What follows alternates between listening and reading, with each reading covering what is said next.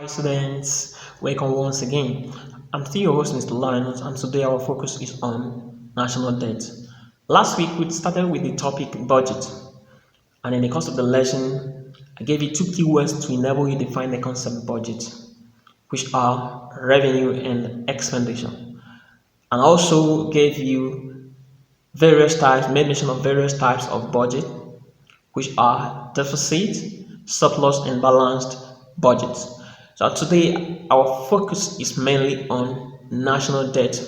And at the end of this lesson, I expect you to be able to explain the meaning of national debt, outline the sources of government borrowing, state the reasons for government borrowing. Please stay tuned.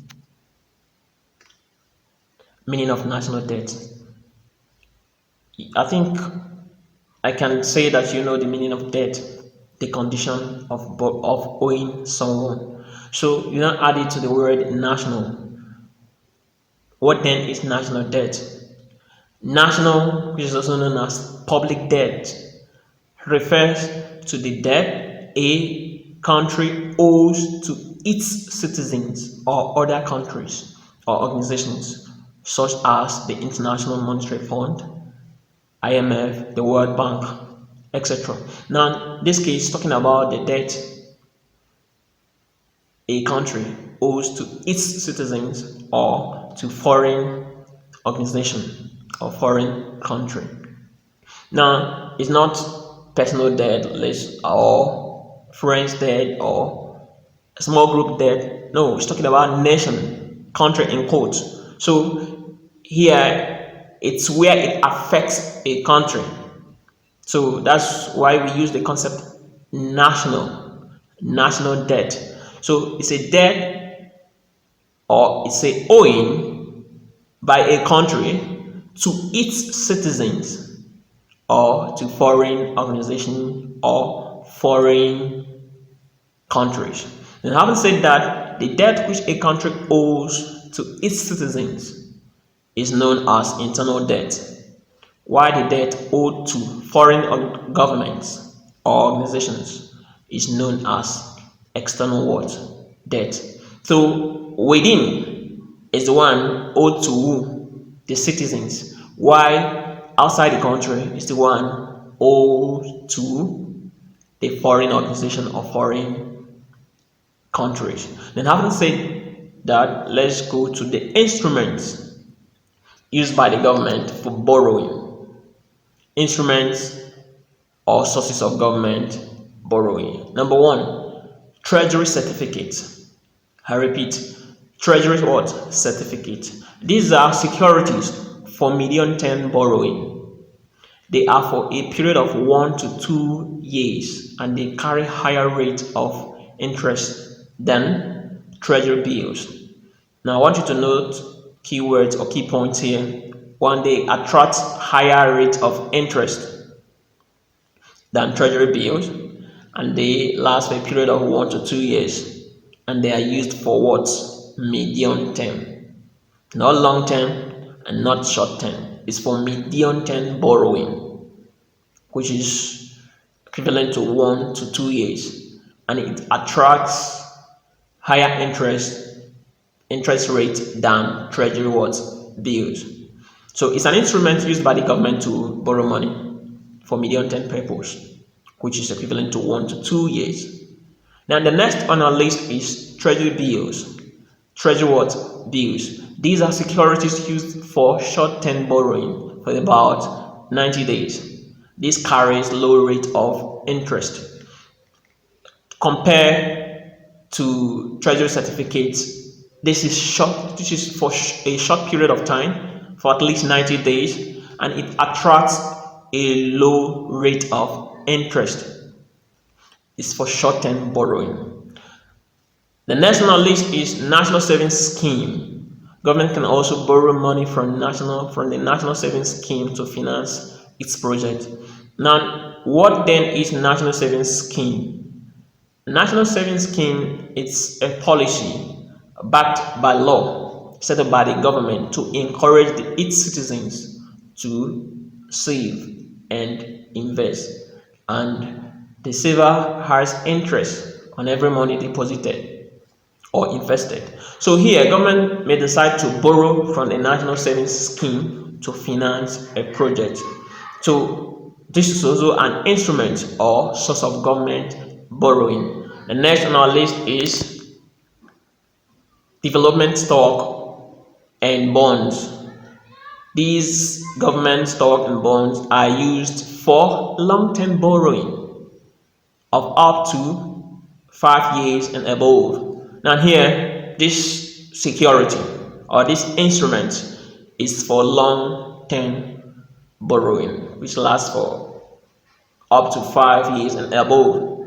So bonds and stock that are used for what? Long-term borrowing by the government. The government may decide to issue a bond to the lender to take a loan that will last for close to 5 years or more than 5 years. So it's an instrument for borrowing by the government. And next on our list is negotiation. It's an agreement between a country and a foreign country. Now it says the government can borrow from external financial institutions such as the Paris Club, International Monetary Fund, IMF, World Bank. These are financial institutions. Paris Club here helps to settle debt. If a country has a difficulty in paying debt, Paris Club is made up of creditors, which is lenders, or which are lenders. They help to alleviate the suffering which may come as a result of making payment or borrowing. So here, which may come as a result of borrowing. So here, this Paris Club helps countries in need of settling their debt to be able to settle their debt. IMF is also an international financial institution that helps countries to get loan and finance capital projects. Likewise, World Bank. So these are sources of borrowing. And next here, reasons for government borrowing. What are the reasons for government borrowing? Number one, to finance budget deficit. Like I said before, budget deficit is a situation whereby the estimated income is less than the proposed expenditure. When the income planned for the year is less than the expenditure, we have budget deficit. So in this situation, government is in loss. They're owing, so they need to rectify or correct the imbalance. So a situation whereby government wants to correct the imbalance, they may go for borrowing or they may go on borrowing. When a government suffers deficit budgeting, it may borrow money in order to finance such budget. So that is what it's all about. Government may decide to borrow money in order to correct the imbalance in the budget. Next one is to finance huge capital projects. Money can be borrowed by the government to enable it finance some huge capital project or some huge project. Now in this situation, government may decide to go on borrowing in order to solve a particular capital project or to finance or fund it. So here, the citizens may not be able to pay for it in taxes. No, or the IGR, internal generated revenue, may not be enough to fund such capital project. So government may decide to go on borrowing in order to finance the capital project. Maybe the construction of good roads, or maybe the second Niger bridge of a thing in Nigeria as a case study. Government may decide to go on borrowing in order to finance the project. So that is, in such situation, such capital project that requires huge amount of money or large sums of money, government may decide to go on external borrowing in order to fund or finance such projects. The next on our list is to meet national emergencies. Now, an emergency is something that is not planned. It just happens.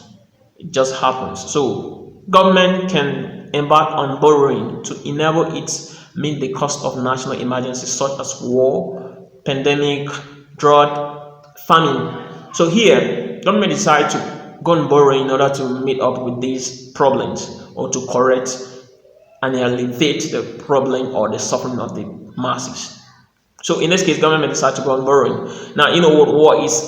Take For instance, the situation that is ongoing now, the pandemic, government has gone on borrowing. I think it was yesterday or last week, government went on borrowing to pay the workers, the civil servants. So in this situation, it's a good reason to go on borrowing. So one of the reasons why government go on borrowing is a situation whereby you have national emergency, something that is not foreseen, it's not planned for, maybe not stipulated in the budget.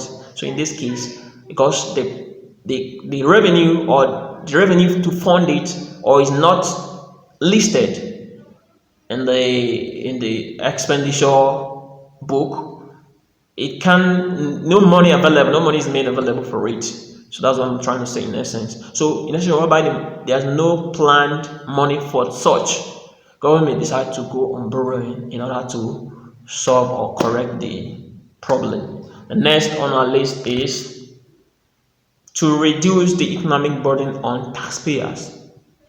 Government can decide to reduce the economic burden on taxpayers by borrowing money to execute proposed projects. A good government most times go on borrowing in order to remove the burden off of the citizens so that there may be a good standard of living on their part. The welfare of the masses actually should be the paramount thing to consider. So here, government may decide to do what? To go on borrowing in order to remove the burden, economic burden on taxpayers, and they solve such problem with their international funding or what have you. So in this case, one of the reasons why the government go on borrowing is to remove or to reduce the economic burden on taxpayers. Who are the taxpayers? The citizens. So they eventually pay for almost all the public projects. So in this case, government may decide to do what? To remove it or to reduce it by going on borrowing. Now, the next on our list is to meet balance of payment disequilibrium. To meet balance of payment disequilibrium. So here, government can borrow money to enable it correct balance of payment deficit. Just like I said before, so to correct balance of payment deficit. So here, government may decide, since the estimated expenditure is more than the estimated income is less than the proposed expenditure, government decide to borrow money to correct it. Or in another way, if the money generated from export is less than the money spent on import, in other words, the receipt is less than the payment, government may decide to borrow to correct the imbalance or the disequilibrium. So in this situation, it's a reason for government borrowing. The next on our list is to provide employment opportunities. Government may equally borrow to establish certain projects capable of generating employment opportunities for the people. And here, government is a good reason. It's one of the reasons why government go on borrowing. To do what? To better the lives of the citizens by making jobs available for the people. So government may decide to borrow to set up some projects, maybe industries, manufacturing companies, to enable people get a job, to provide job opportunities for the people. So it's one of the reasons why government borrow. The next on our list here is sometimes associated with budget. Sometimes associated with budget. Number one, debt servicing. Debt servicing. Debt servicing refers to the payment of specific amount, which is amount of money covering both principal and interest required to meet ongoing loan borrowed. Let me explain. When a country goes for loan, you have principal and you have interest to pay. Here, debt servicing is a situation whereby an agreement is reached between the lender and the borrower on what amount of money or on which amount of money that will be made, maybe monthly or quarterly, and the essence of that is to reduce the burden on debt. So it's a kind of debt servicing. It's already a debt, a loan borrowed. Now you're trying to map out a strategy whereby such debts will be paid consistently. So since the money is not available, they may agree, Mr. A and Mr. B, Mr. A being the lender and Mr. B being the borrower, both of them may agree to, okay, you borrowed 10 billion naira, for instance. Every month I expect you to pay 2 million naira, combining both the principal and the interest. So whatever the interest will be, add both of them together. This is the amount you are going to be paying every month before you are done paying for the whole debt.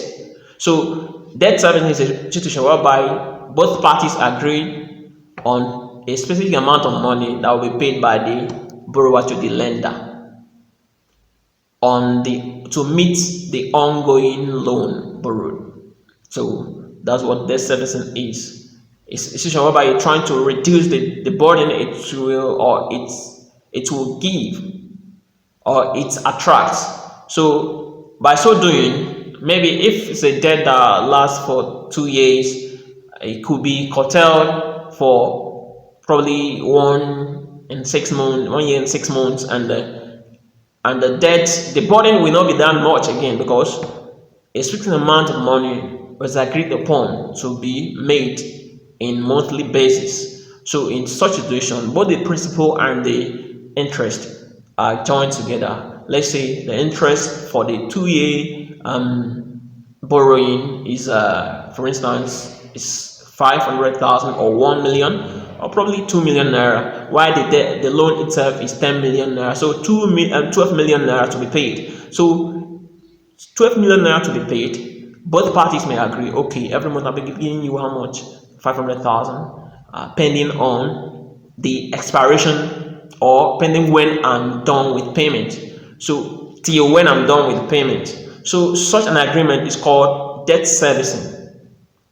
Debt servicing is between the borrower and the lender. So they agreed upon that the 12 million naira will be paid this way, every month 500,000, or every month 200,000. It's just an example anyway, so for you to understand what debt servicing is. The next on our list is debt management. Debt management refers to a process whereby the government structures the country's debts, which are denominated in foreign currencies, with the fundamental aim of reducing the total external debt stock. Now, this is a situation whereby the borrower, being a country, agrees or reaches an agreement with the lender to restructure the borrowing pattern or the structure of the debt in order to enable the borrower make the payment and not incur enough problem or enough deficit in the process of making the payment of the debt. So it's debt managing. So here the structure is actually changed or adjusted to some extent to enable the borrower to make a perfect payment and not incur extra loss, extra deficit. So debt management is a way of managing debt. How do you manage the debt? By restructuring the pattern of such agreement or such debt to enable the borrower to make the payment, and also to reduce which are dominated, to reduce the effect or to reduce the total external debt stock. So the whole thing boils down to reduce the effect of the external debt, or to reduce the amount of money being owed to foreign country. In this case, you're talking about a country. For instance, in Nigeria, if Nigeria is talking about debt management, it means Nigeria wants a situation whereby the debt owed to be restructured, the pattern of the debt owed to be restructured in a situation whereby the amount of money owed to a country in foreign currency is reduced. So that's what the debt management is talking about. Why debt servicing is situation whereby the principal and the interest to be paid are calculated, and a specific amount of money is agreed upon to be made till the payment is completed. Probably weekly payment, monthly payment, or quarterly payment till the payment is completed or till the debt is cleared. So that is what debt servicing is, and also debt management. So at this point, we're going to draw the curtain at this particular point in time. But before that, a quick look at the assignment. Now I have 5 objective questions to help you rack your brain. You've got to think deeply and pick the right options and submit. Make use of the Google Classroom app. Go there, turn in, submit your assignment. Thank you. Stay safe. Be responsible at home. Be in your best behavior. Bye for now.